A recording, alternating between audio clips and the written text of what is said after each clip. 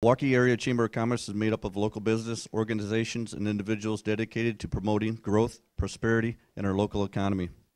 The board leads 6 committees in which our program of work falls under. The Government Affairs Committee serves as the legislative voice of the chamber membership and hosts coffees during the session. Stays up to date on legislative issues affecting business, participates in regional public policy meetings, and hosts elections year forums. At this time, I'd like to introduce the Chamber's Government Affairs Co-Chair, Jeff Mullen, to talk about today's coffee. Is the coffee black? Or is it? All right, just because I didn't get the heads up on him talking about the coffee. So welcome, my name is Jeff Mullen. I'm on the Chamber Board and have the opportunity with Bob. Bob, raise your hand right there. We co-chair the Government Affairs Committee. Have a great time doing that, so this is why we're here today. We'd like to welcome all of our chamber members that are here and all of you Waukee residents. Thrilled that you're here today, and we look forward to talking with our senator and our representative this morning and hearing from them. Welcome. I'd like to thank a few people here today. We have our chamber board. Who do we have from the chamber? Mark is our chairman, and who else do we have from the, oh, there we go, one more. Anyone else, anyone else? All right, thank you for being here. We have, who else do we have here? We have Melinda Bain. Where is Miss Melinda? Oh, you're back there. We call her the Amazing Melinda. She is our president, and we love her. She's awesome. Dallas, let's see, who else do we have here?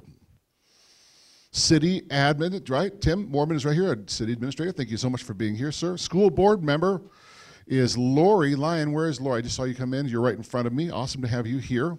City council members, Anna Burby, I saw you come in. Oh, I'm not seeing people very well. There you are. Anna, is Shelley Hughes here? There you are, Shelley, right there. And Courtney, there you are, Courtney. We've not met, so I didn't know that was you. Courtney, great to meet you. Let's see. Who else am I missing? Anyone else? Melinda? We good? Chamber staff and volunteers. Tiffany? Volunteers? You're also, you get to be the, oh, and volunteers. Thank you so much. Fantastic. That's a lot of thank yous. We have Natasha here videotaping, and she is back here. Want to let you know that afterward, if you'd like to watch the entire riveting video of this morning, you can find it at your local Redbox or on Netflix. If you don't find it on Netflix, then you can go to the Chamber Facebook page, and you can watch it in its entirety this afternoon. So, our goal for today, just 2 basic goals, right? To be informed. We have the privilege in our nation to meet with our representatives, to be informed, and then to also connect with them. So thank you so much, again, for both of you for taking times out of your life, your family, your business, to be here, to inform we the people, and to allow us to connect. So a couple of quick ground rules. I didn't see people coming in with big signs, so that's a good idea. So, but don't like write on your paper and hold up big signs like pick me, or anything like that. Work with me this morning. Secondly, one question, right? If you have a follow-up, let's do the follow-up at the very end. So if we get through everyone's one question, we'll start another round. Or afterward, they will be kind enough to stay here and talk with you after that. Get it? Is that a deal? Awesome. And then be nice. That's a big rule. Be nice to each other. Because we also have an amazing police officer here today who has not had any coffee, and he's a little edgy. So if we have to, we'll call him in. So everyone be nice to each other and respectful to one another. I think that's the whole thing. So we're excited to be together. Do you know who's kicking off? Senators first. The senators first. Well, Senator Charles, thanks so much for being here. Share with the people. All right, thanks, Jeff. First of all, I want to thank the Waukee Chamber for hosting this forum again. This is always a great way for Rob and I to meet some people, see some people again, and answer questions people have and get feedback on issues that are being discussed at the Capitol. And for that reason, I want to thank all of you for attending as well. What I thought I'd do is just briefly introduce myself, then talk about 3 or so top priorities or top news items that are happening at the Capitol right now, and then open it up for questions after Representative Taylor has a chance to make his opening comments. So my name again is Charles Schneider. I represent Senate District 22, which includes Waukee, West Des Moines, Clive, and Windsor Heights. I serve on 4 different committees this year. I chair the Appropriations Committee, which is the budget writing committee. I also serve on Judiciary, State Government, and the International Relations Committee. So as far as where we are in the legislative process right now, we're 5 weeks into this legislative session. We just passed our first funnel deadline. That's the deadline by which a bill has to have passed through a standing committee in either the House or the Senate in order to remain alive for the rest of the legislative session. There are some exceptions to that: budget bills, tax bills, and leadership bills, for example. But for the most part, if a bill hasn't made it through this first funnel deadline, it's most likely dead for the session. One of the big issues this year, of course, is the budget. I think most of you are probably informed and know that we passed the appropriations bill in the Senate a week or so ago, a couple of weeks ago, and I thought I'd talk about where we are in the budgeting process right now and why that was necessary. I think you all probably know we have a statutory requirement and a constitutional requirement to enact a balanced budget and to make sure that we don't spend more than 99% of projected revenue. When we passed our budget for fiscal year 18, the current fiscal year last year, we were in compliance with those requirements. We passed a budget that actually spent less than the budget limitation, and we budgeted to have $100 million left over as a surplus at the end of the fiscal year. Well, since that time, revenues have come in more slowly than what the Revenue Estimating Conference, or REC, estimated we would have. And now they estimate that we'll have about $34.5 million less than what we actually budgeted to spend. So that requires us to lower spending and make some budget adjustments in order to make sure that we're falling within the 99% spending limit and passing a balanced budget. Otherwise, we'd have to transfer money out of the cash reserve fund or economic emergency fund. So when we went about the process of deciding how to do that, we set some priorities. We wanted to make sure that we didn't take any money out of K-12 education, that we didn't take any money out of Medicaid, that we didn't take any money away from the state patrol, and that we were taking as much money as possible from non-essential government services. We also wanted to make sure that we gave department heads maximum flexibility in determining how the budget adjustments would be made so that we weren't micromanaging from the legislature. We also wanted to make sure that we left ourselves with enough of a cushion so that if revenues are projected to be even lower than they are right now in March when the REC meets again, or at the end of the fiscal year, that we wouldn't have to come back and make further cuts. So we did those things. We passed a bill that at the end of the day deappropriates a net total of about $32 million. And we also, as I mentioned, try to take as many resources as we could from non-essential government services. So we transferred $10 million from an economic development fund that's basically used as a cash payout incentive for economic development business incentives, and we also took about $150,000 from marketing for tourism. So that bill passed the Senate. It's sitting in the House. They've made an amendment to it. They have a public hearing on it on Monday, and they may or may not take it up after then. I'm not sure if they'll take it up in that form or if we'll come to some kind of agreement with the House before they decide to take it up. Another important issue at the Capitol this year is tax reform. This is a topic that hasn't been discussed in about 20 years or more. The governor introduced a tax reform plan earlier this week, and this is something that's been a priority of mine since I was elected, and I know is a priority of the governor's as well. And the reason for it is our tax system right now is not competitive. We rank 40th out of 50 states according to a group called the Tax Foundation. The Wall Street Journal ran an editorial in December that showed that we have the 5th highest personal income tax rate in the country.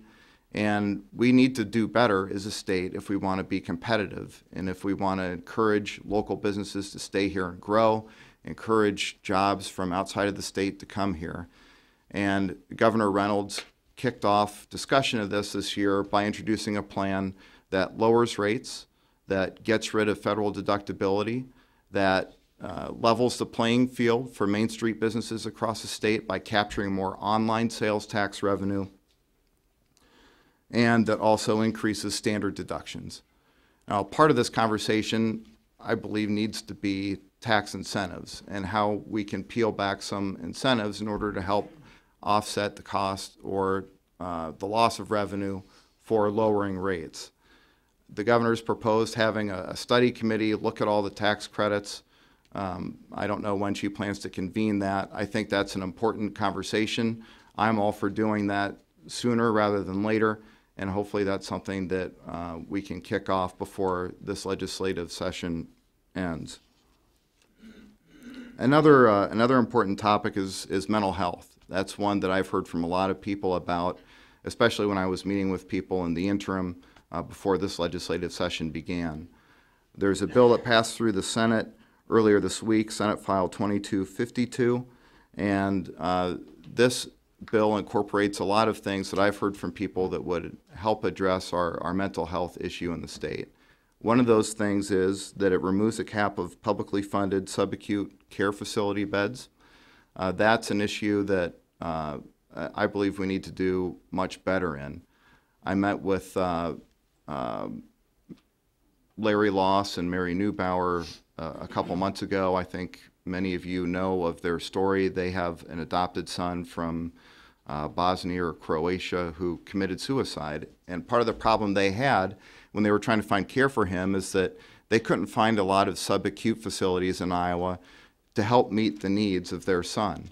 They had to send him out of state in order to find a place that would care for his needs. And that shouldn't be the case. We should have more facilities for subacute care in this state. And this bill would lift the cap that's been placed to help us make sure that we can provide those facilities. The bill also increases the amount of reserves that a mental health region can carry over from year to year, which is a good thing. It also requires 6 mental health access centers, or kind of like triage centers, to be established throughout the state. Those centers would be funded through the reserves that the mental health regions carry over from year to year. And it also moves mental health from a core plus service to a core service for these mental health regions. And that means that they have to provide mental health services. It's not an optional service anymore, it's mandatory. And it also creates one crisis line for mental health throughout the state. So those are 3 issues. I know some of you probably have questions about those, probably have questions about other issues as well. So I look forward to having that conversation in a few minutes. Rob? Thank you, Senator Schneider. Actually, this is the most time Senator Schneider and I have spent together since session started. Feels as though you and I are both coming and going everywhere and anywhere. My name's Rob Taylor. I've had the pleasure of serving House District 44 for the last 6 years. I'm just ending my 3rd term as your state representative, and as many of you know, last week I sent out a letter that I plan on departing from the legislature at the end of this year to go back and manage our 3 family businesses. So this will be one of 2 of my last forums with you, and I've appreciated every moment and getting to know every one of you in the legislature, as well as in our community. This year, there's a number of hats that I wear in the House. I am the Ethics Chair for the Iowa House of Representatives. I also serve on the Appropriations Committee, the Human Resources Policy Committee. I serve on Transportation, and I also am the Vice Chair of the Health and Human Services Budget Committee.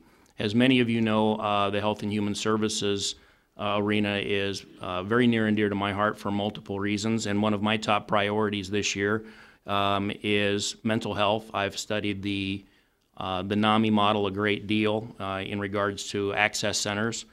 It's a very good model. There's some refinement that I would like to see. I think that not only should we have healthcare providers and professionals sitting at the table, but I also believe that we need to have people from public safety and people from the Judiciary Committee sitting to further refine that model, because it's been my experience that when we're talking about mental health and mental health reform, it's coming from a provider's and a healthcare provider standpoint. And I think that's a limited standpoint, because I think they have a tendency to wear horse blinders, is what I call it, is the farm background that I have, in that we're only looking at it from a provider standpoint. When you talk to public safety is looking at healthcare, or they're looking at mental health from a public safety standpoint. And what I've found is that the vast majority of public safety folks don't speak to healthcare providers, and healthcare providers don't speak to public safety. And then when you move over into judiciary, when you talk to our judges, they're the ones that have to deal with all of the mental health issues when the healthcare system has failed, the public safety system has picked them up, and we're using our jails as a holding place to reform our most mentally ill. Doesn't make a lot of sense to me. So I've been studying a mental health model out of Oakland, California for the last 5 years, in which my proposal was a mental health ER model, something like a Broadlands Hospital, in which it becomes the landing pad for all things mental health. And it's an area that, as I have studied further, have learned over the last 8 years in Oakland, California, it's been a phenomenal model in which healthcare providers, public safety, and judiciary have all come together in a robust program that also includes a psychiatry program, a psychiatry residency program. And this is what's unique about their mental health model. It has a robust master's program in psychology. What we do a lot in mental health, as I see it right now, is it's very reactive, meaning we pick somebody up, or somebody shows up in the ER, or somebody calls the 800 number and says, I think I'm going to hurt myself. And what we do with these folks is we stabilize them, kick them out the door, and say good luck. We don't have a follow-up program with these folks that have real issues.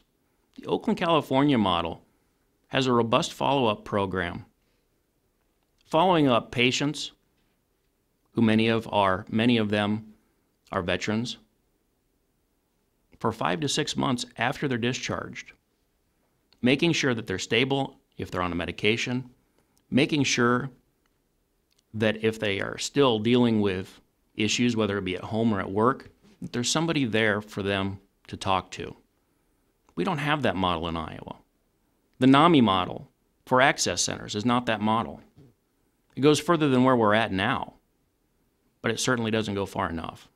So that's my top priority. Secondly, in Health and Human Services,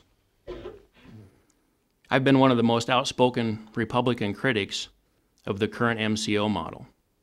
It's appalling.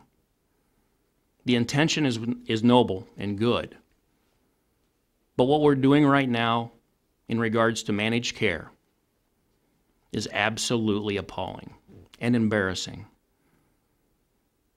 I've asked this a number of times as I sat on the Health and Human Services Oversight Committee on healthcare.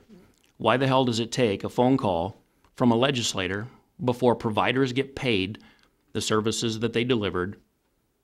Or why does it take a phone call from a legislator before patients can get the services that they were promised when they signed up for a managed care organization? A couple of other priorities that I have this year. K-12 education is still a top priority for me, as well as higher education. On Monday, we're going to be debating a couple of bills in the House.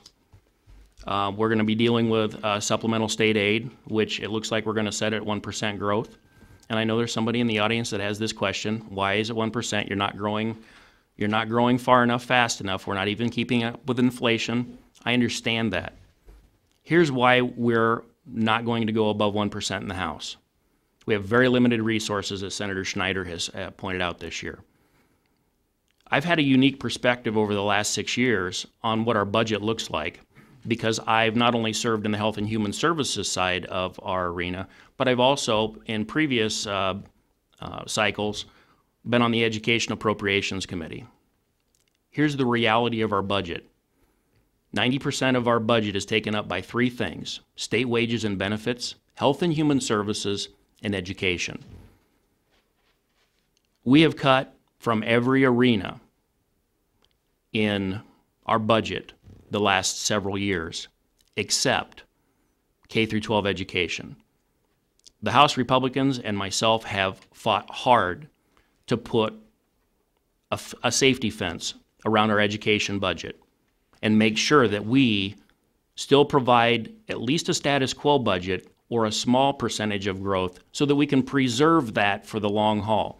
Where we're at right now in our budget is health and human services dollars are directly competing for education dollars and vice versa. We are faced with the hard task today and moving forward as to whether or not we're going to preserve our education system or at the detriment of taking much needed funds from our health and human services area that its job is to protect our poorest and most destitute in our population. Or if we are going to grow our health and human services budget and an expansion of Medicaid specifically, it will be at the detriment of our higher education system. It's one that we're debating on a daily basis in the House and the Senate. But know that I will continue to work very hard for you and the Waukee Community School District to preserve the funds that come to our district. Finally, let's talk about the State Patrol a little bit. The State Patrol, as well as our judiciary system, is woefully underfunded, and we're working hard right now in the House to try and find additional funds to provide additional resources to the State Patrol, as well as additional resources to our judges. A couple quick things that I wanted to do before we turn it over back to the audience so we can answer the questions that you have today is let you know I've got a couple of individual bills that I have submitted the last couple of years that are a priority for me. First of all, I submitted a certificate of need bill earlier this year that we had a passionate debate on last week. Certificate of need is a board that meets on a semi-regular basis that does all of the approval or denials for new medical clinics, hospitals, ambulatory service centers. I've been accused in the public of trying to eliminate certificate of need. I have no intentions of eliminating certificate of need. I'm just a gentleman that believes in free markets, and I think certificate of need has been used and abused in the last several years.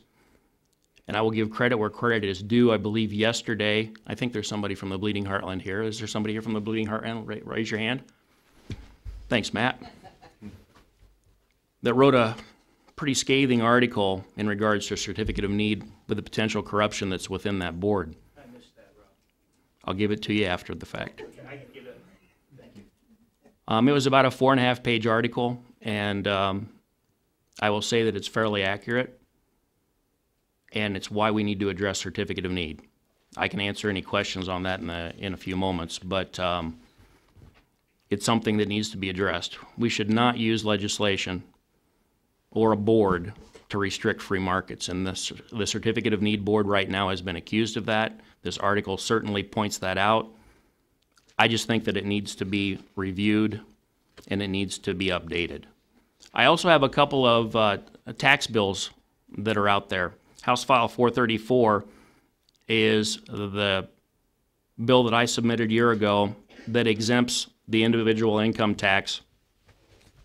What it does is if you have student loans and you're paying student loan interest on that, it takes the caps off of the current law that allows you to deduct your student loan interest paid at the end of the year regardless of income. I think this is a recruiting and retaining device to recruit specifically people like doctors, pharmacists, lawyers, professionals into our community that are currently going through graduate school and leaving our state because they are moving to states like Arizona, Texas, Florida, where they don't have to pay income tax. This gives us an opportunity for high income, high debt folks to stay in our state, become productive citizens in our community, but gives them the same tax deduction on their state income taxes as you would, no different than on your mortgage. You can fully deduct the interest on your mortgage at the end of the year. It just makes sense to me that you should be able to fully deduct the interest paid on your student loans at the end of the year. I also have another student loan bill. I believe that one is, I don't have the bill number right in front of me at the moment, that allows an exemption for state income tax at time of death. Currently in the state of Iowa, and this is absolutely appalling to me, actually it is House File 434. If you have student loans and you die, your student loans are forgiven. But in the state of Iowa, we consider that a taxable income. And your estate is taxed at death. About 6 years ago, 7 actually, there was a young couple in northern Iowa. One was a recent dental graduate. The other one was a recent primary care physician that died. Between the two of them, they had about $600,000 in student loans. They were left with a 4-year-old and a 2-year-old as survivors. When they died, their student loans were forgiven, but the state of Iowa considered that a taxable event. And what little was left of their insurance policy after all the bills were paid and given to their 4-year-old and their 2-year-old, the state of Iowa stepped up and said that was a taxable event and taxed the remaining part of their estate at their full tax rate. I don't think that's right, and that's why we have that bill submitted today. Those are just a few things that I have going on. I also have a couple of bills in the works. One that is increasing tax on beer. We haven't done that since the 1980s, I believe. I'm not sure that my caucus has an appetite to move that forward. I've created a little havoc by introducing that bill and a few accusations, by the way. So I thought I would follow that up also with House File 2339, which is also an increase in tax on cigarettes, and moving that tax as to a more equitable tax when you compare it to our peers, our neighboring states, and increasing the cigarette tax $1.50 per pack. By the way, in that bill, as you study it, you'll also find that a great deal of that money, roughly 50 cents per pack, would also be put in a fund specifically to deal with mental health. There's a glimmer of hope with that bill, but also I have not been very popular with my caucus when I introduced that bill, but that's okay. Well, I've spoke quite a lot, so with that, Jeff, I'd be happy to answer any questions that the audience has. Well, if you have questions, if you'd raise your hand, we'll go on each side and. I'm going to stand up. A lot of the stuff that you've talked about, it seems like the spending issue seems to be probably the biggest challenge we've got going on right now, both in education and all the different things that you listed. So, do we have a revenue problem?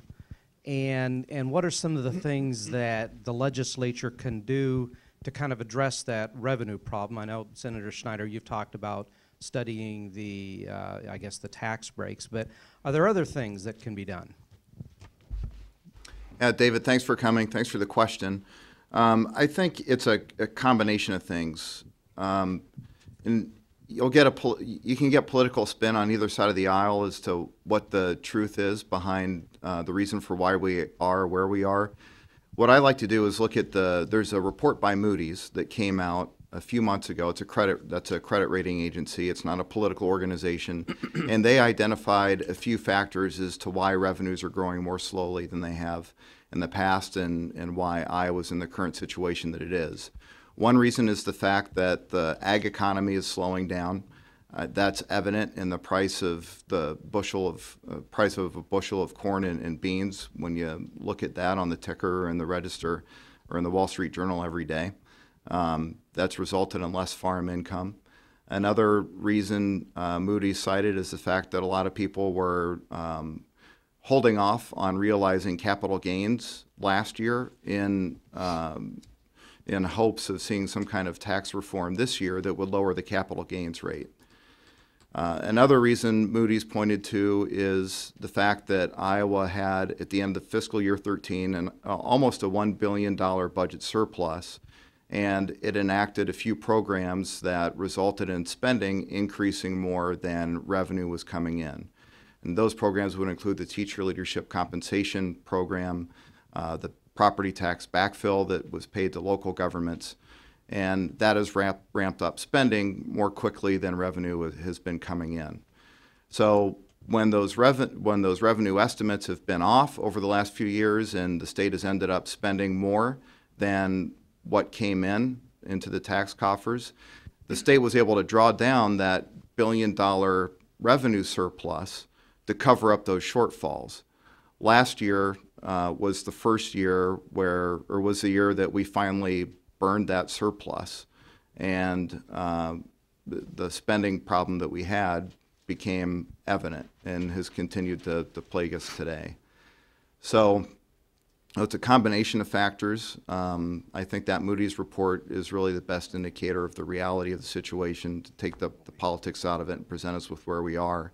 And we need to budget and manage accordingly. I'd like to add one more thing, David. What can we do at the legislature? What we've been trying to do, and I know it's been frustrating to some constituents, in the fact that we've limited our spending.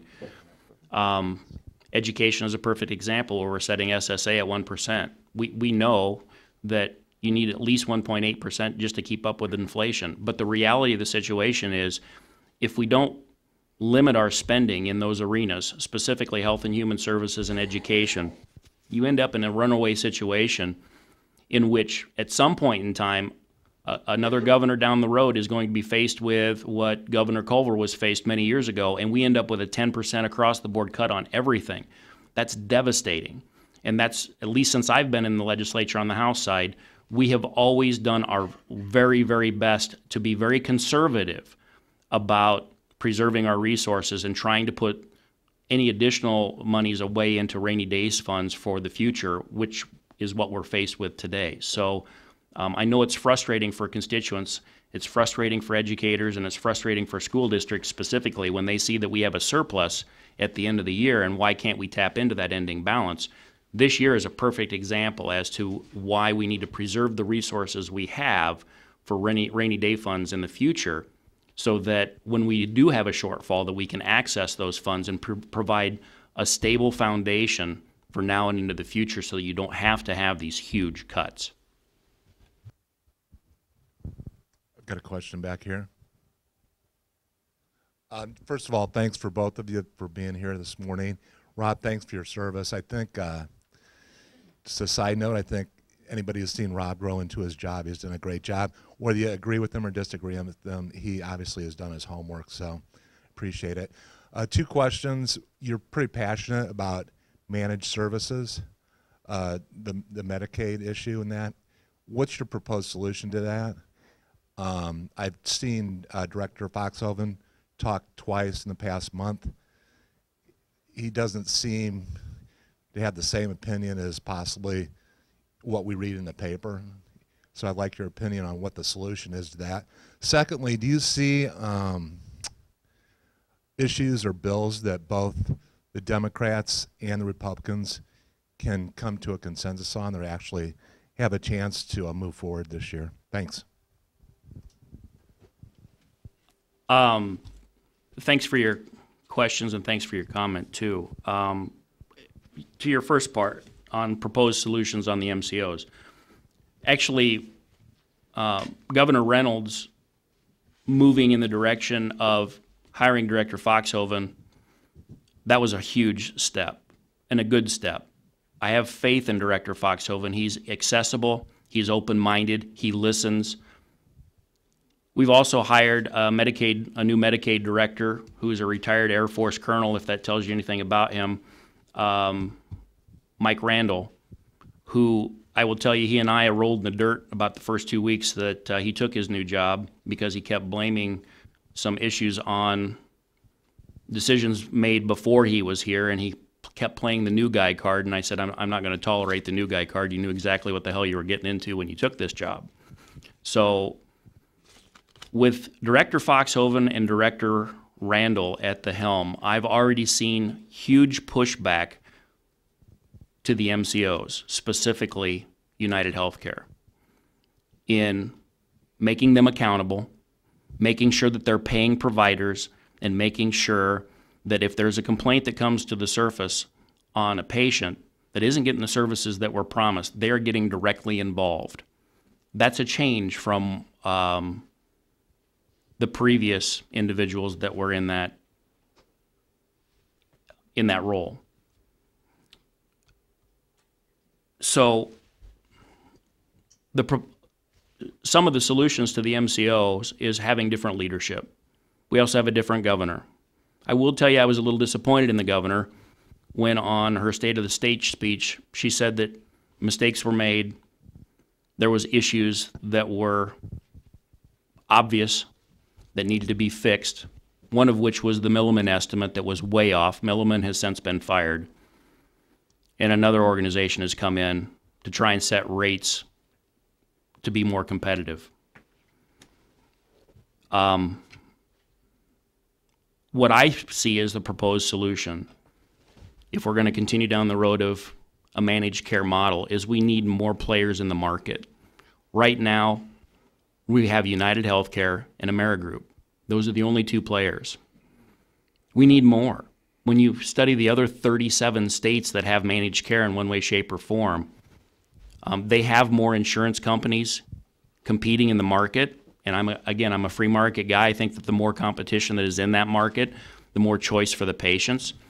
They also have dealt with their LTSS population differently than we have. When we first went into our MCO model, we brought that long-term services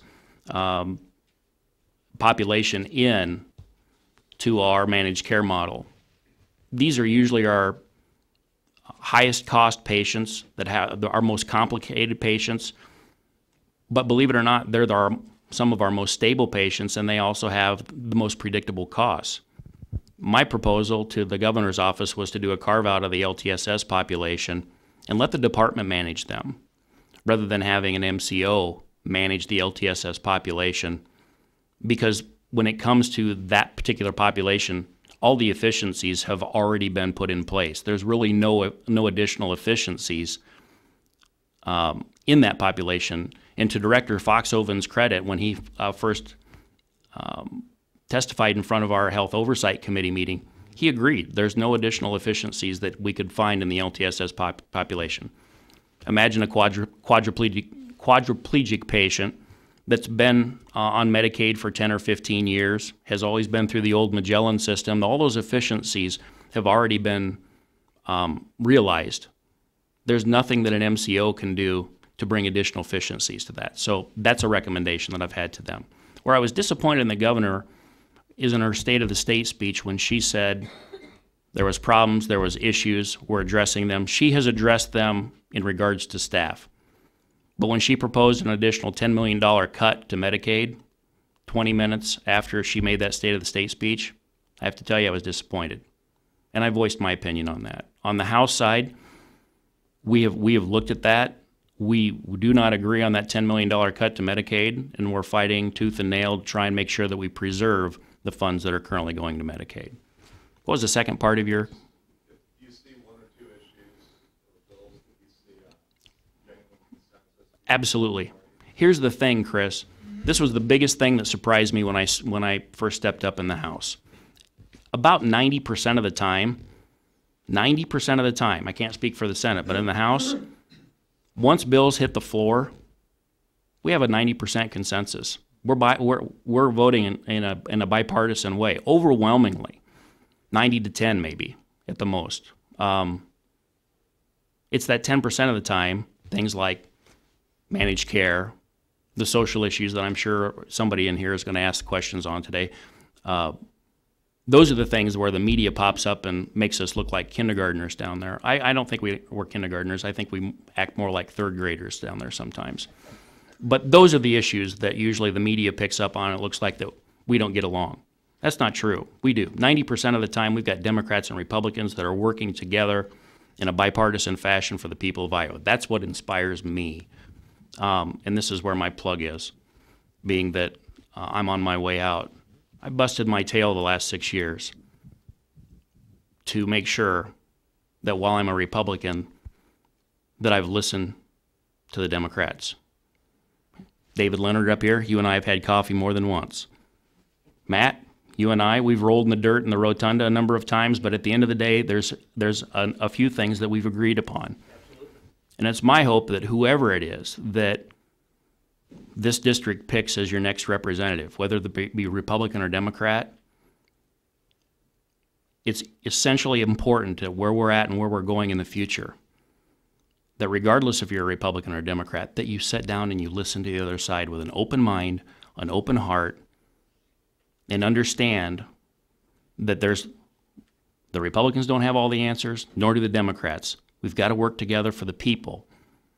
And that's my job, to represent all of you, regardless if you're Democrat or Republican. I'll follow up, too, with a couple points on the MCO question. There's a bill in the Senate right now that would require MCOs to hear appeals and make decisions on appeals within a certain time limit. I think that's good because we need to hold them accountable. I'd also like to see some legislation that holds them accountable for paying providers within a certain amount of time as well. I think it's ridiculous that the accounts receivable for some of these providers have gone on as long as they have. They need to get paid. And there are some other bills I know that are floating around too. I don't know what all they are. I don't serve on the Human Services Committee, so I don't see as many of them as some of my colleagues do and as Rob does. But accountability, I think, is crucial. I think Jerry Foxhoven's doing a great job so far in his role. I'm a little biased. Jerry and I have served on the board of the Churches United Homeless Shelter together. Now it's now called Churches, or Central Iowa Shelter and Services, about 10 to 15 years ago. And I developed a lot of respect for him in that role. But I think he's doing a great job so far and will continue to do so. And new leadership was sorely needed in that department. I'm glad he's there. As far as bipartisan bills, I think a few that, as Rob said, first of all, the majority of bills that we cast are unanimous or near unanimous. Some of the issues that I think we will see some bipartisan cooperation on, and that we've already seen bipartisan cooperation on in the Senate, include enhancing our medical cannabis law, opening up the percentage of THC that can be used in medical cannabis to make sure that we're covering more conditions and more people can have access to it. There are already a couple of bills that have moved through the Judiciary Committee that would do that. Lifting the statute of limitations on criminal child abuse cases moved through the Senate Judiciary Committee unanimously. I think the mental health bill that we pass this year will be unanimous. It's moved so far through the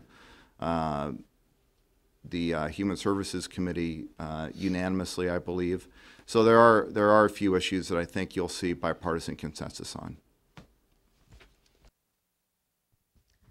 Yes, I want to go back to, first of all, thanking you, Rob, because I believe that you are very willing to listen, and I very much appreciate that. I'm sorry you're leaving for that reason. I want to talk about the intersection, though, of what I think is human services and politics. The Register has reported several times on the Iowa poll, which is, well respected nationally, about the number of people who are roughly 50% fewer people are enrolled in the health care services that Planned Parenthood used to provide.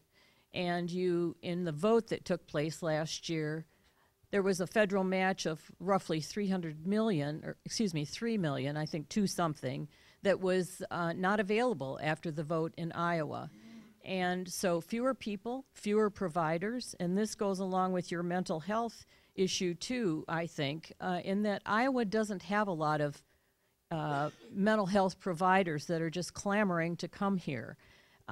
So these questions of the intersection of politics and health and human services issues are very troubling to me.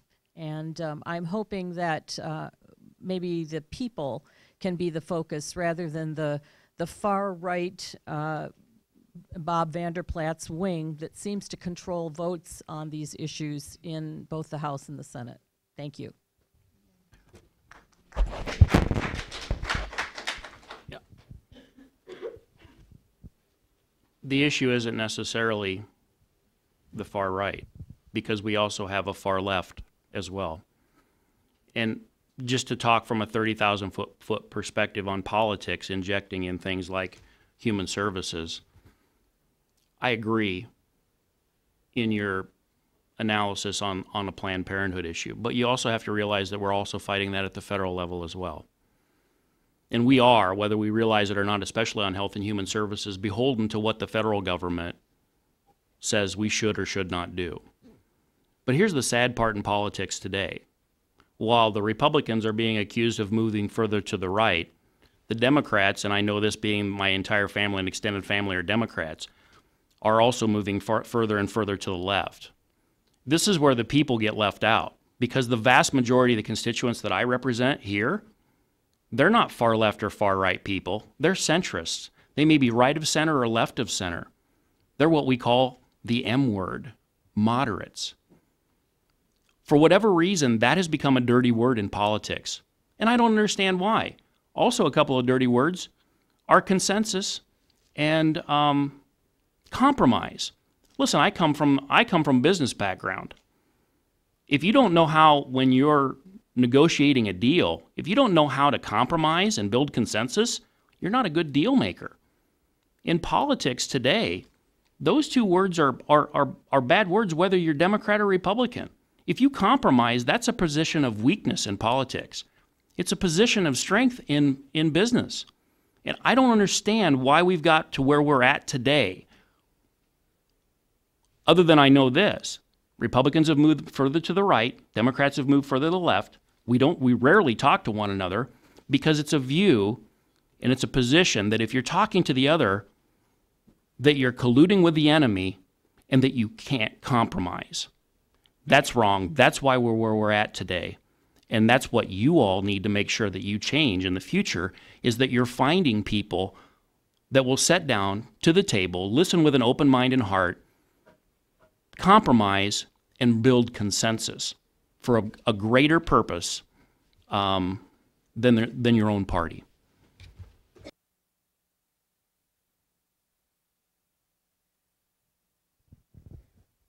Good morning. Thank you both for being here. I want to share just 30 seconds of my experience as a parent this week and as a community volunteer in the public schools. So Wednesday afternoon, I was at my children's class Valentine's Day party with about 700 little kiddos and parents and staff. And all of our phones simultaneously began going off in the middle of that party, communicating about the Parkland tragedy. I have personally experienced what it's like for a family to suffer as a result of gun violence. There was a member of law enforcement that, in the process of trying to protect our communities, lost his own life. And since then, I've become very involved in researching this issue, trying to learn as much as I can to protect our children, to protect our law enforcement officers.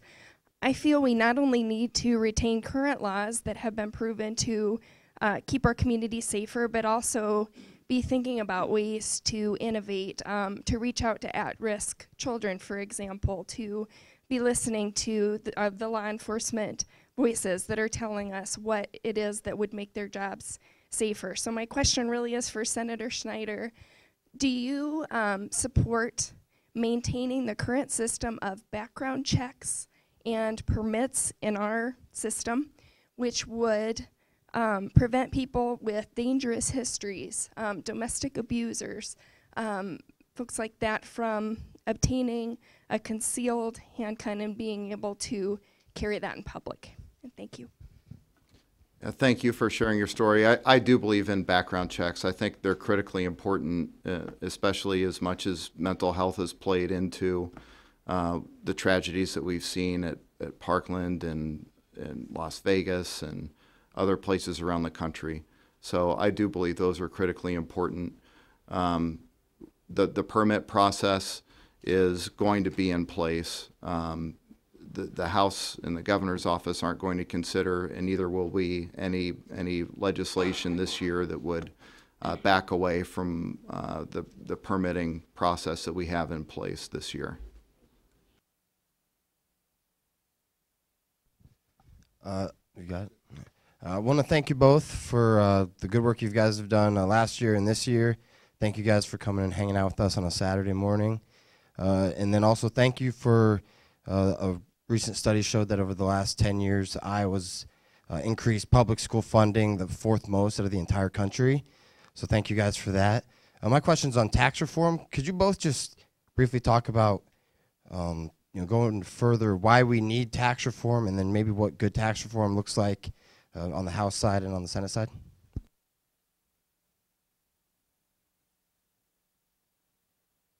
You led this from the beginning.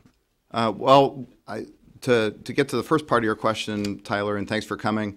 I think tax reform is important because we haven't even had, in part because we haven't even had this conversation in like a generation, like 20 years. And we've fallen behind other states. I mentioned earlier that there's a group called the Tax Foundation that ranks us as 40th out of the 50 states when it comes to business tax competitiveness every year. We have the 5th highest personal income tax rate in the country. Our corporate tax rate is the highest or second highest in the country. And we need to have better rates in order to be more competitive. I mean, it's not a secret that a lot of people leave the state when they retire because they know they can pay less tax if they move somewhere else. And we're seeing students today leave school with a lot of college debt. I know a lot of people who go to lower tax cities, lower tax states, so that they can pay off their student loans faster, more quickly buy a home and start a family. And we just don't have those same opportunities here in Iowa. So that's a big part of the reason why we need tax reform. We've got to catch up with the rest of the country. IRS and U.S. Census data shows that people migrate and wealth migrate to states with lower taxes than higher taxes. There's an app called How Money Walks that you can find on your iPhone or on Android, and you can look up any state and see where people are moving to from that state and or into that state, and where wealth is moving as well among states. And there is a correlation between low tax states and increased people and increased wealth. And that's all based on IRS and census data. It's not anecdotal, it's actual data. So that's why we need to move forward with tax reform so that we can grow our economy. More people and more businesses and job creators will invest time and effort here in growing their businesses to add more jobs, which in turn will increase competition for those jobs, draw workers here to fill those positions, increase salaries for them, and put more money in people's pockets.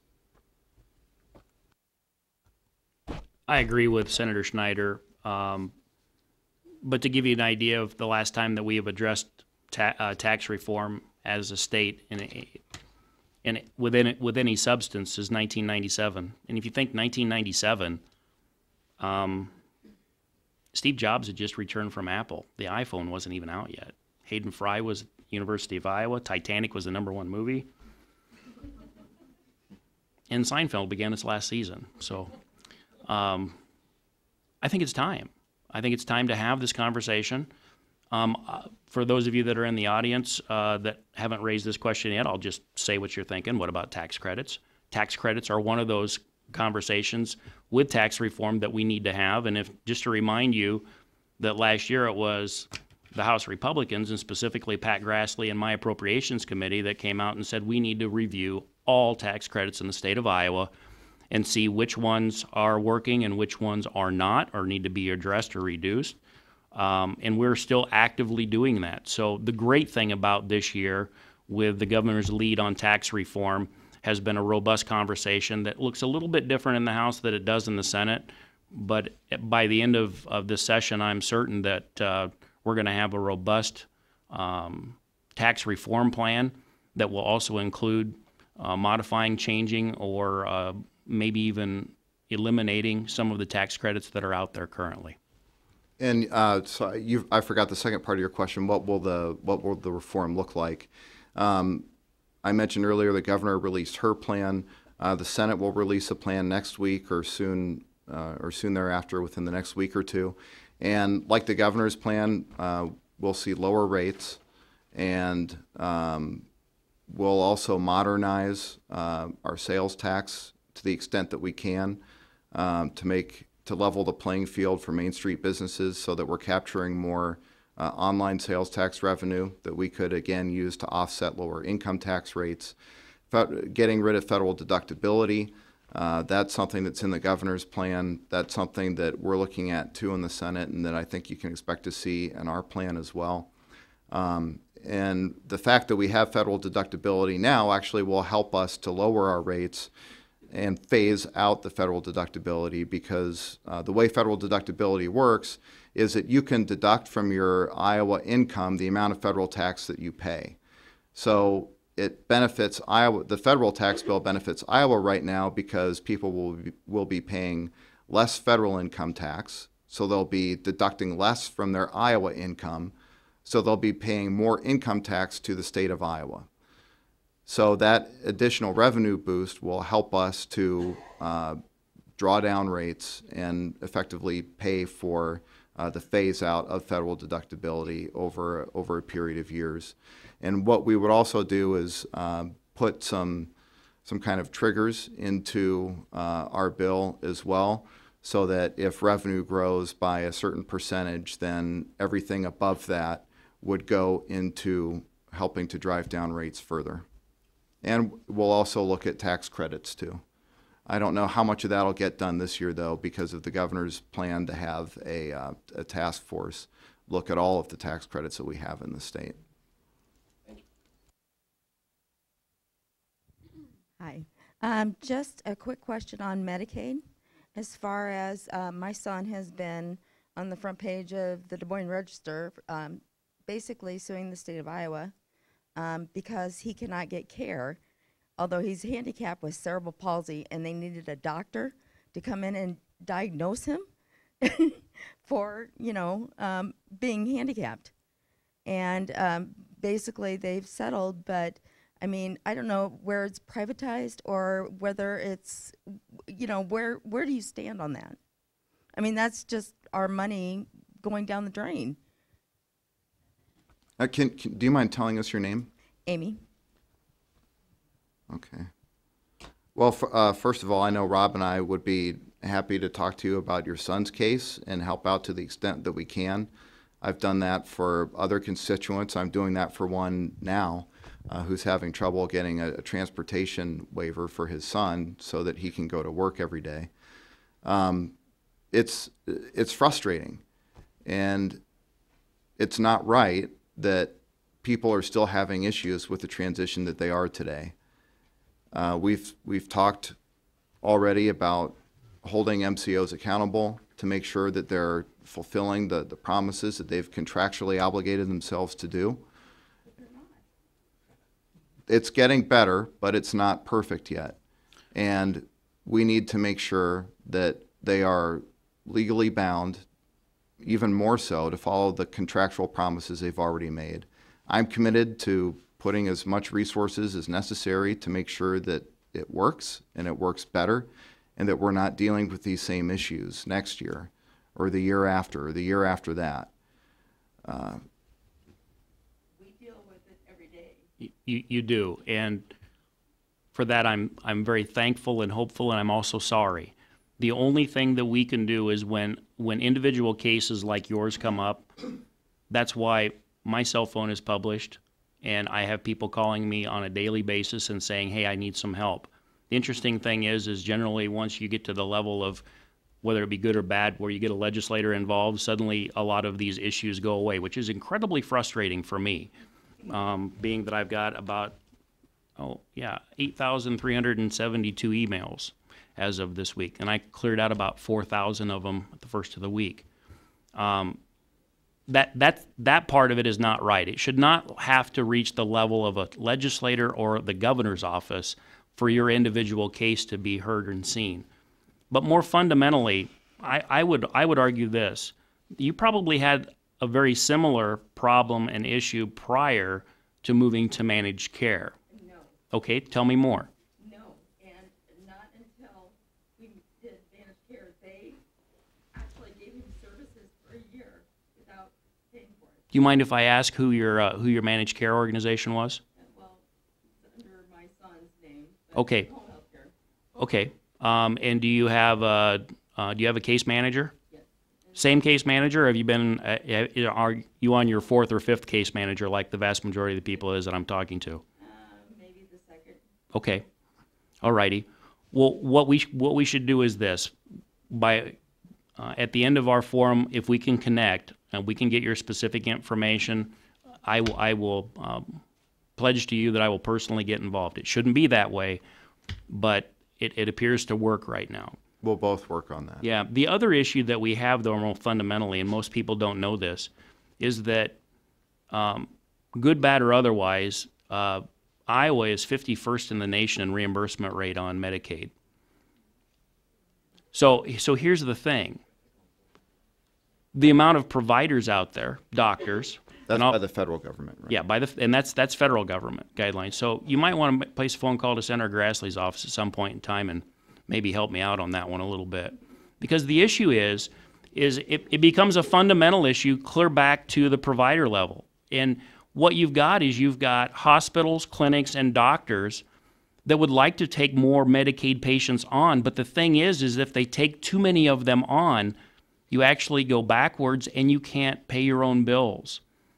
Until we deal with the disparity in Medicaid reimbursement back to providers, into doctors, you're still going to have an issue and a problem in gaining access for patients to be seen by doctors because the reimbursement rate is so low. It's so appalling. I mean, Puerto Rico gets more of a reimbursement than the state of Iowa does. Well, all I can say is thank God my son has me, but all those other people that don't have people to fight for him, that's a problem. Let's talk after the forum, and we'll see what we can do to help you. Yes, please. Thank you.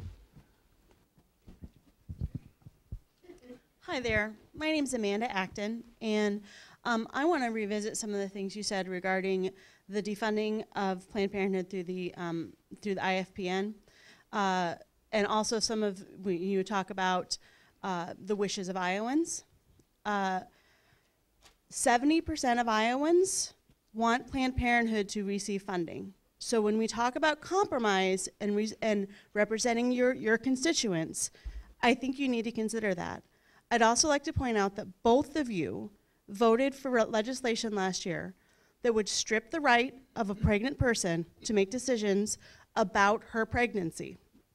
I testified against the 20-week ban. I lost a child at 23 weeks because she had congenital issues. The legislation that you both passed would make no exceptions for that.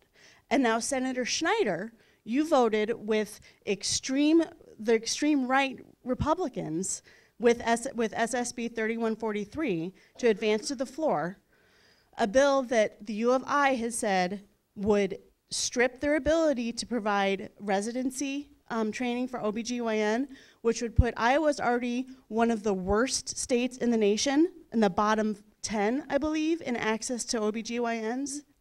And now and if we take away the U of I, the residency program has said that they will no longer continue, and that would make it worse.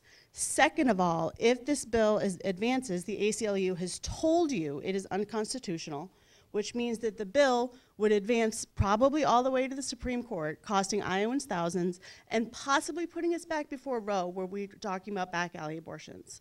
So I guess I don't really have a question unless you would like to address some of your decisions about that. But I also want you to know that there are people in your district that you are harming with your decisions. Thank you. Yeah, Amanda, thanks for coming. You've emailed me several times, and we have a fundamental disagreement on life. I am pro-life. I'm not going to apologize for it. It's just the. I know you're not. I know you're not.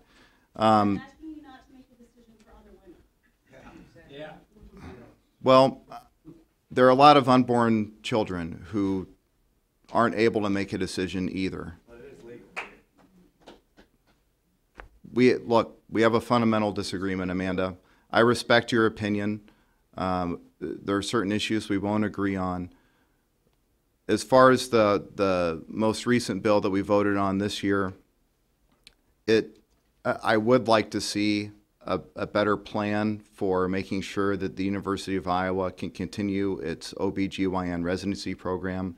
I think that's very important. We have a shortage of OBGYN practitioners in this state, and we shouldn't do something that's going to make that shortage even worse. So I would like to see some changes made to that. I don't even know if the bill's going to be called up for a vote in the Senate. I don't know if it's going to be called up in the House. So I really don't know where it's going to go. But in order for it to advance in the Senate, I think it needs to see some improvements to the OBGYN provision of the bill to make sure that the University of Iowa can still provide a residency program. I just got a couple quick comments, Amanda. First of all, that bill, if it advances over to the House, will not pass. But before you clap too quickly here, a couple of things that you should know. First of all, the defunding of Planned Parenthood is beyond Iowa now. That's a federal issue.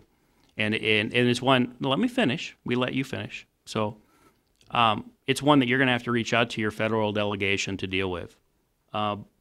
I studied the Iowa Family Planning Network in depth last year. And I will tell you that that bill was the best bill of about 7 bad bills that I could find. I did vote for it because I earnestly believed when I did vote for it that we would expand services to women specifically in rural Iowa. I can't go back and change that vote. It's a permanent record. But what I can do, moving now and into the future, whether it be through Planned Parenthood or another agency, is do my damnedest to expand those legal services to people in not only urban but also in rural Iowa. That's why I took the vote that I did. I also am a pro-life person. And I know that a number of you in this room, we've had some pretty robust conversations about. But I was very outspoken against the bill last year on life and conception. And the reason that I was because of the complexity that comes into play when it comes to things as fundamental as birth control. When you start defining life at conception, while I fundamentally believe that as an individual, as an elected official, I didn't want to do that because it messes with the fundamental right of birth control and things like the pill. Now, that said, my compromise was life at a heartbeat, because it doesn't then complicate birth control when we start talking about life at a heartbeat. And as Amanda's rolling her eyes, I understand, but just like Senator Schneider, it's a fundamental difference that we probably are not going to get over, not going to solve, but I'm certainly going to explain to you why I voted for the Iowa Family Planning Network last year, why I'm a life at a heartbeat guy, and why I'm not a life at conception guy. I'm just being very honest and transparent with you. Do with it what you may. My name is David Brown, and I want to thank both of you for allowing us to talk to you and to listen to us. And I learned something that you, Senator Schneider, that you talked about 6 mental health access centers. I was not aware of that before. I am aware of the fact that my late 20-year-old, he's in his late 20s, son was court-ordered in early 2015 to attend a opioid addiction withdrawal or treatment center in Mount Pleasant. And he went through that center with great success, and now he's still in recovery, and he's working and supporting himself and his family. And Mount Pleasant Mental Health Center was, somebody shut that down. In my opinion, it worked real well, because I went and visited him several times, and he's still clean as a result, in my opinion, of that center. Now, would these 6 mental health access centers be similar to Mount Pleasant? And are you going to reopen Mount Pleasant again? That was a very successful center, because I visited many times and I saw young families that were being helped, but by their patient was getting better. Thank you. Yeah, thank you, David. I'm not familiar with the Mount Pleasant Center. I'd love to talk to you more about that afterwards, if you can give me some more information about it. The access centers will be spread throughout the state, and they'll be kind of like triage centers. So people will be taken there, and it will be determined at these centers whether or not they should move to high intensive care at a place like Broadlawns or University of Iowa. Well, yeah, again, I don't know. I don't know if Mount Pleasant was that type of facility or not, but yeah, then if it were, then to a place like Mount Pleasant, or if they need a level of subacute care, or if they're best managed at a community center. So that's the role of those 6 access centers. I'm glad your son's doing well. I'm happy for you for that. I've got a brother-in-law who didn't do so well, and he actually passed away because of his drug habit. That's when he hit rock bottom.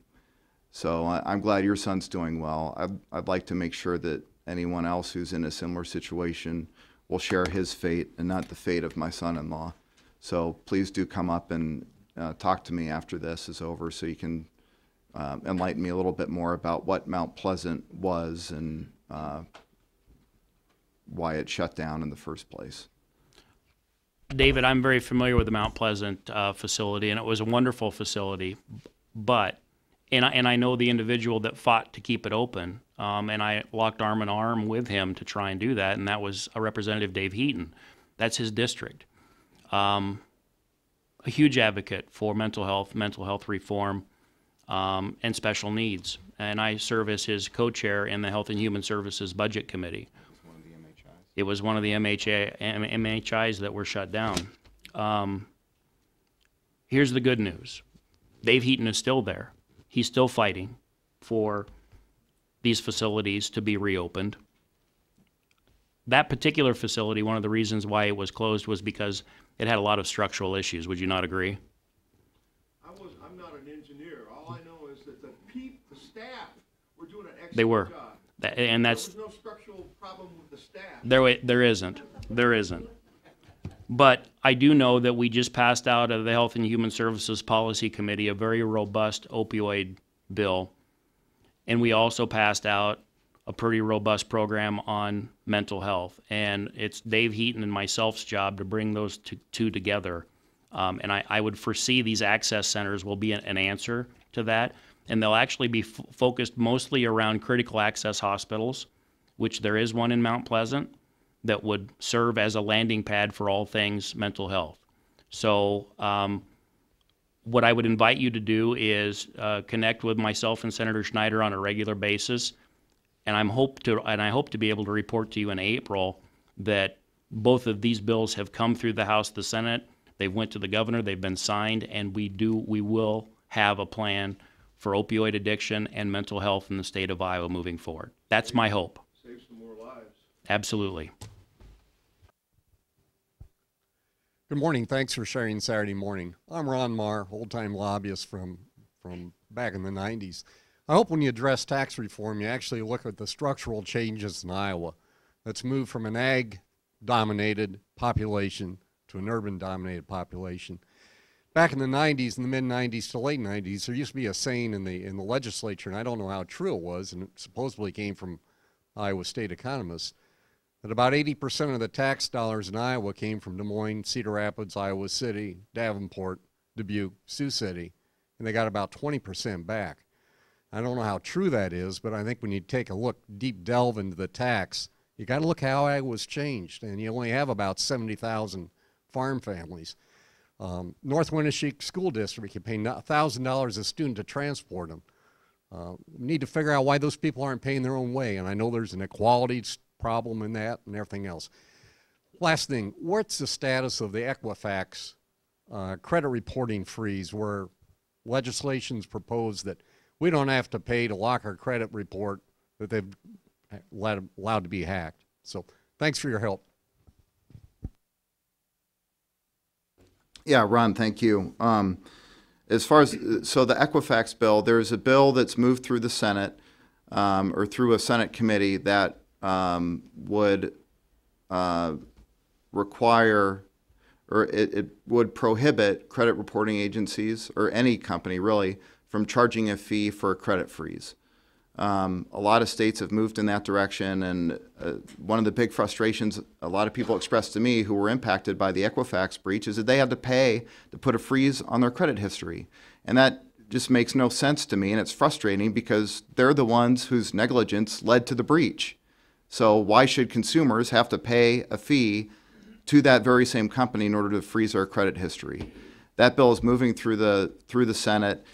I don't know when it'll come up for a vote, but I believe it'll be soon. I see this getting done. I don't see it not getting done this year.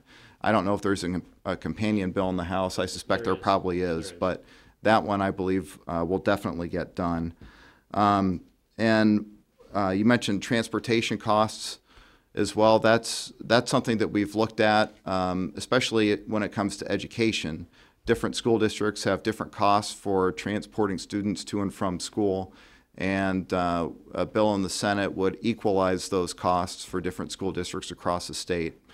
And as a part of our tax bill, we will look at how things have changed structurally. That's one of the reasons why the governor has proposed, and the Senate, I believe, also will propose including more online sales tax revenue as a part of whatever tax plan we come up with. I mean, it's an uneven playing field right now for Main Street businesses, and it shouldn't be.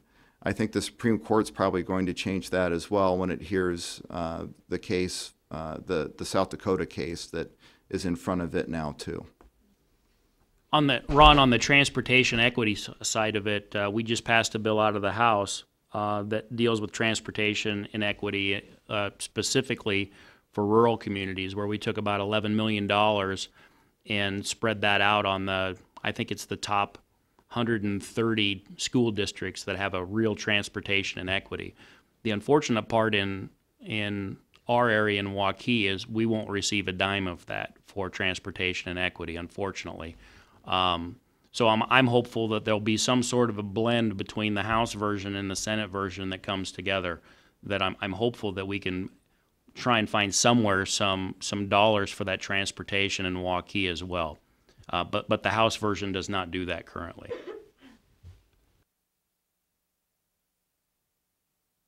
Hey guys, thanks for coming. Really appreciate you coming out and seeing us. I really liked hearing this stuff, the mental health, your concern for that, and the approaching it, and I do want to try some of your moonshine when you get it going, Rob. We'll give you a shameless plug there. And now I got to do my job a little bit. So, and I know last year when people would bring up ALEC, it was irritating. And you made a point that a lot of people don't even go to their page and just come here. And so I've had you were right in my case. So I took a year, but I looked into it so I could kind of understand it. So I'm going to do a little rear view mirror here, but last year with the Chapter 20 legislation, and my understanding, the way I see it now, is like the Coke is more of a hub, and AFP and ALEC would be like spokes, and then there's some other, well, anyway, just my question for you is, when they signed that bill in the governor's office, the only picture I saw of it was Drew Klein shaking his hand, and there was a whole big thing of pens there. And they didn't release anything on who was there for that ceremony, you know, and they have the pens because they did the ceremony thing. So I was just wondering if you guys are ALEC chairs, if you guys got a pen or if you were there at the signing for that bill. I wasn't there for the signing. I've got a number of Terry Branstad pens, but here's the thing. He gives those out at every signing. So there's, if you don't have a Terry Branstad pen, Matt, I'd be more than happy to give you one of mine. It's just that one particular, Yeah. that one particular bill. I was not there at the signing either, Matt. I do not have a pen from that bill signing either. Because you were, you know, that was a real big, that was an ALEC AFP sponsored thing, and that's why Drew Klein was there. Why were you there when it was signed? I hardly go to any bill signings. Okay. I think I've been to 2 or 3. It's not that many. Yeah, remember Senator Schneider's the appropriations chair. He's busy all the time. Yeah, I know. I tried to track him down. But we had lunch together. We did have lunch. Yeah. I tracked you down, actually. First, I'd like to point out that was not an AFP or an ALEC bill. That bill actually came out of the governor's office. Okay. Well, he was just, Klein was there. Well, sure, and you know what? Well, he supported it. It wasn't my week So to watch I him wouldn't either. be there. So, generally speaking, the people that show up in the governor's office are the supporters or the sponsors of the bill. So I would hope that would put you a little bit of ease in the fact that Senator Schneider and I weren't there. That further indicates the fact that we weren't sponsors of the bill. So back to your original question on ALEC. Listen, here's the thing. Just as I told you last year, there's a number of different organizations that we belong to. While we've either been blessed or cursed with the state chairmanship of ALEC, we both serve in that capacity. I also belong to the National Council of State Legislatures, or NCSL, which is a very left-leaning organization.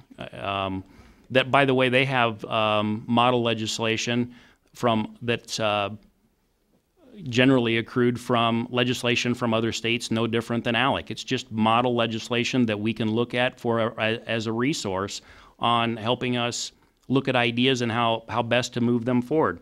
I also belong to an organization called the CSG, or the Council for State Government. I belong to another organization called RSG, Reforming State Government, which is also another semi-left-leaning organization. So just like I said last year, I'm the guy that listens to NPR in the morning and Rush Limbaugh in the afternoon, and they both pissed me off. But the bottom line is I think that as your elected official, I think it's important that we network and we are around people from all different areas and arenas to gather what we think is the best ideas and bring them back to our fellow legislators to talk about what other states are doing, what's working, what's not, and try and provide the best ideas to our fellow legislators so that our constituents have a better life. That's our job. And I did, when I was researching, I did update the Wikipedia page, so you guys got your credit there for being. Thank you for that. Appreciate that. Hey, good morning, guys. Thanks for taking questions. So I'm working at Viridian Credit Union. Obviously, the old credit union bank situation has come up quite frequently here in the last couple of months. Bankers are asking legislatures to increase credit union taxes as part of the reform bill. Ironically enough, there's a lot of bankers that come to credit unions for loans. I'm going to give you a couple of stats. 1.1 million Iowans save more than $100 million annually on better rates and fees compared to banks. Iowa banks enjoyed 6 consecutive years of record profits, controlling 86% of deposits and 95% of commercial loans. Credit unions, quite frankly, bring a competitive market to Iowa. What do you guys think on the bill, and hopefully support credit unions? Well, there is no bill right now that I'm aware of that would increase taxes for credit unions. Yes, it is being discussed as a part of overall tax reform. I certainly understand and appreciate the credit union side of the story. The bankers have a different opinion, of course. They see the fact that credit unions pay less tax to the state as enabling them to be able to keep interest rates lower than what banks can provide, in turn creating a competitive disadvantage for them for commercial loans and other loans. And they've seen credit union powers expand and broaden as time has gone on, so they're competing with each other more and more. And I can understand that side of the story too. So I'm keeping an open mind on it, talking to both sides, and I want to make sure everyone's treated fairly. I feel the same, but did you see my my Twitter handle last week when the Iowa Bankers Association took a picture of a limousine in front of the old, well, now we call it the credit, the veterans, the downtown Community Choice Credit Union. Yeah, they sent out a nastygram last week and tried to make the credit unions look bad. The Iowa Bankers Association did. So I responded to their tweet and I said, "Come on, Iowa bankers, you're usually better than this. Nothing good ever comes from vicious name calling other than feeding your own ego." So if that tells you where my stance is, I think that consumers still need to have choice, and there's a demographic of people that come to credit unions that don't go to banks and vice versa, and I support both of them. And at the end of the day, you both need to play well in the sandbox and don't get us in the middle of it at this point in time. I have a special request. This gentleman up in the upper corner here in the maroon shirt, I think his name's David Leonard's been patiently asking for a question, and I might regret this, but would you? Okay, Charles. Is that on?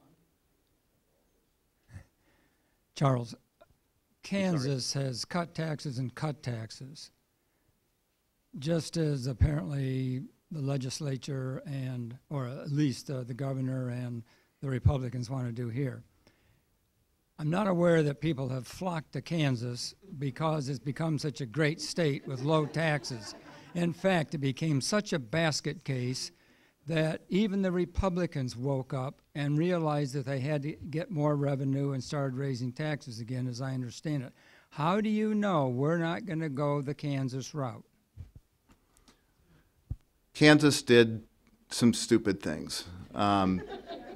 They cut taxes too quickly and they didn't cut spending or bend the curve on spending at all. In fact, spending increased, and they did away with if I'm recalling the facts correctly, they did away with any kind of income tax for LLCs and S corps, while still keeping in place a corporation tax. So that created an arbitrage situation where a lot of C corps converted to LLCs and S corps, and for whatever reason, Kansas didn't factor that into their analysis when they were moving their bill forward, and they lost a whole bunch of additional revenue beyond what they were estimating. I do not want to be like Kansas at all. None of us do. There are a lot of states who've gone about tax reform in a much more intelligent and responsible way. North Carolina is a great example of that, and that's what I would like to see us emulate. The bill that the governor recommended, David, looks nothing like the Kansas model. As a matter of fact, it was very thoughtful in being put together to make sure that we didn't make the same mistakes in Iowa as Kansas. And I do know there's been ongoing talks between Kansas and Iowa to make sure that we put in place best practices from our perspective so that it doesn't become a Kansas model. Will you please, our time is up. Will you please thank them? Now, here's the deal. You'll be able to follow up. They'll be here for a little bit. Would you please thank them for being a part of your morning? Thank you, Senator. Thank you, Representative. Thank you for being nice and playing well together. And thank you for being here, for being a part of the chamber. We're thrilled to be a part of your world. If you have some further questions, I know they'll be here for a little while to be able to follow up with you. Our next meeting like this will be April 14th. So we look forward to seeing you then. Thanks so much.